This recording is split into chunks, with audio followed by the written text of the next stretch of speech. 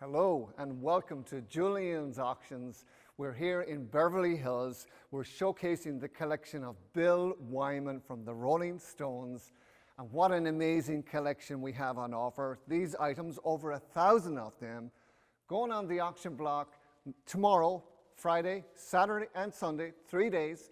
We start at 10 a.m. Pacific time, and we're selling about 350 lots each day. We have a great line of auctioneers as well. So you're going to be entertained for the next 3 days. I'm here today representing Julien's Auctions. We've had the great pleasure of working with Bill Wyman to bring this collection to the auction block. And what an amazing journey this has been. We've worked on this project for over a year, and it's been a pleasure. And Mr. Wyman himself has been just a delight to work with. And he is so knowledgeable. He has so many stories to tell. He's lived through the years with the Rolling Stones and onwards. He continues to perform and play music to this day, and we're very thankful for that. A portion of the proceeds of this auction will generously go to the Prince's Trust and also to the Bill Wyman Coral Reef Fund, something that's very important to Mr. Wyman and his family. So, as I said, Julien's Auctions, a great pleasure for us. We've worked with all of the greats. We've done auctions for Ringo Starr and Neil Young and Walter Becker, Burt Reynolds, the estate auction for Marilyn Monroe, and also Les Paul and many, many more. But this is a very special one. I went to see the Rolling Stones my first time, Slane Castle, July 24th, 1982. 100,000 people on a beautiful sunny day, cheering on the Rolling Stones because we believed that was the last world tour for the Rolling Stones. Tickets cost £12, which was a lot of money back then, but worth every penny. Still a memorable performance. And so for me personally, to stand here and talk to you about an amazing collection of items that's coming to the auction block is just unbelievable. And I am excited to, as I said, we have over 1,000 items going on the auction block, but I have some items here behind me that I know were very near and dear to Bill Wyman, but also they're great stories, they're very historic, and when the gavel goes down on the next 3 days here at the auction, you know, history takes place because these items change hands. These go on to museums, other musicians, fans, collectors. You know, people see these items now as investment items. And, you know, recently we sold Kurt Cobain's guitar for over $6 million. The guitar he played in MTV Unplugged. We were the first auction house to sell a guitar for over $1 million. And that was John Lennon's Gibson J160E. We sold that in 2015. So now we're excited to create some more world records here at Julien's Auctions together with Bill Wyman and his collection from the Rolling Stones and an amazing life and career that he still continues to live. And the very first item that I have here is, I suppose it really speaks to the beginning of the Rolling Stones, 1962, December 1962. And you see this beautiful VOX here. This is something that the Rolling Stones coveted because this was the magical sound that they wanted to create. Now keep in mind, Brian Jones was one of the original founding members, and then you had Mick Jagger and Keith Richards. So they met with Mr. Wyman, who was a little bit older than the other guys, and they had an interview in the pub, as you do, on King's Road in London. I was there not too long ago, and Bill showed up with his VOX. He was hired already. He didn't know that, but because he had this amazing piece of equipment. But then when he went on to play bass guitar with Charlie Watts and created that magical sound that we all came to know and love to this day. We're still loving the Rolling Stones. They're the greatest band of all time, the greatest rock and roll band. They're still giving us the music and entertaining us. And through all the crises in the world and all the things we've dealt with and continue to deal with, we have music, and that's what people are loving right now. They're gravitating towards something constant in our lives, and certainly Rolling Stones are a constant. This VOX is really historic. It's in amazing condition, comes in its own black case, and you know, Bill played this forever, always. I mean, this can be seen when the first outdoor performance by the Rolling Stones in 1963 in London, May 1963. You can see Bill and you can see this Vox. The guys all love to plug into this to create that sound that we came to know and love. So this really speaks to the beginning of the Rolling Stones. It's Bill Wyman's career with the Rolling Stones began with this, so truly historical piece. But the auction is so diverse. There's items of clothing. We have over 40 guitars in the auction block, amazing amplifiers. We have rolling equipment. We have boots and shoes and ephemera and documents and receipts. It's just amazing what we have on offer. This little black beauty here is a beautiful guitar. It's a 1956. It's a custom Gibson Les Paul guitar. It's heavy. It's just beautiful. And you can see how amazing a guitar here with the black finish, mahogany. What's interesting about this black beauty, also known as the fretless wonder because the frets are almost fade away, you can hardly see them here. But in the back, when you would expect there to be one compartment, there's actually two, and no one would ever question why. It's a custom Les Paul guitar. No one would question. But when we opened it up while we were cataloging this, and my colleague Laura, who was working on this, opened this to discover what's inside is this little, as I lose my microphone, this little slot here, which of course is used for recreational chemicals. You can do that. So this was a very discreet little place to describe the, as I call it, recreational chemicals. So that's really cool. The guitar is completely intact. Everything comes back together. No one ever knows. But it's just a nice little tidbit of information for someone that wants to own something really amazing and really historic as this guitar is. It's a valuable guitar in its own right. So that's really impressive. This is another beautiful guitar here, and it's a Fender Mustang. And you can zoom in here, but Fender Mustang bass. So it's a beautiful champion orange finish with the red racing stripes. And so this guitar sort of in the 60s, in fact, it was the last guitar created by Leo Fender for the Fender Guitar Company before they were bought out by CBS. And it's just an amazing, in beautiful condition, but it's sort of like the Mustang car guys meets the guitar guys. That's what they were going for in the retail market. But this is a beautiful guitar, again, one that's very special to Mr. Wyman, played very often early in the 1970s. So again, so much history, so much beauty there. Again, it'll be highly sought after. We were always curious about the relationship between the Rolling Stones and Bill Wyman. Bill left the Rolling Stones around 1993, 1994. He went on to perform music afterwards. The Rolling Stones are continuing to perform music. This is a really interesting letter because in 1983, I remind you, Mick Jagger had some of his people write to Bill Wyman, and Mick has written notes on here as well, but a typed letter asking for Bill to turn over the archives and the records from the Rolling Stones. So 1983, so Bill has been with the Rolling Stones 21 years at this stage. And he was known as the band member that collected everything. That's what he loved to do. He loved the stories, he loved the history, he loved to collect absolutely everything. And save everything. And the other band members knew that, and this was important to them. So Mick Jagger's writing to Bill to turn over everything. Don't hold back, he writes here. Love Mick. For Mick's autobiography, which was scheduled to come out in 1983. I'll remind you all, we're in 2020 and the book hasn't come out as yet. What's interesting is the little note here. He tells Bill, you probably have everything computerized right now. This is 1983. This was just the beginning of the computer era. And already the expectation was that Mick thought that Bill Wyman would actually have this, all the documents computerized. He has everything computerized. I mean, amazing. And when we first thought about doing this auction, we saw the documentary, I think it was The Quiet One, about Bill Wyman and his archives and the much history he had and all the items he had.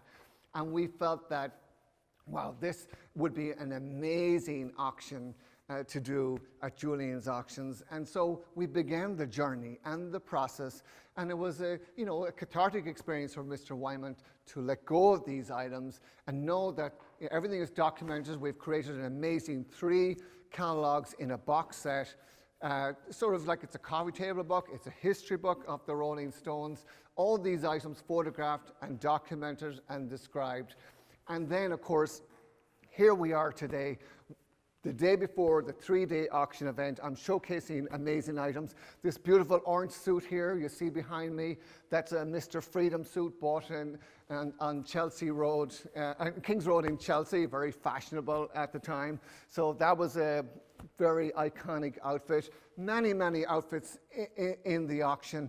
These are cool. These have a great story. Bill Wyman says these are the boots that actually saved his life, because he wore these. They're made in Italy, size 8, beautiful silver boots, and Bill was performing with these in the 70s, and then in 1976 he was performing in St. Paul, Minnesota. And he, after the performance, he was leaving the stage and he tried to hit something, went through a curtain, passed out, and the boots were sticking out under the curtain. All the band members were on the bus, and his girlfriend said, "Where's Bill?" So no one knew where Bill was. They went back looking, and luckily the boots were sticking up under the curtain, the silver boots with the lights on them, and so he was passed out, but the boots were there, alive, if you will, electric silver, and so they rescued Bill. So he counts these as rescuing him. They were made in Italy, they're beautiful, and boy, these could tell stories, I'm sure. So that's something that's really great as well.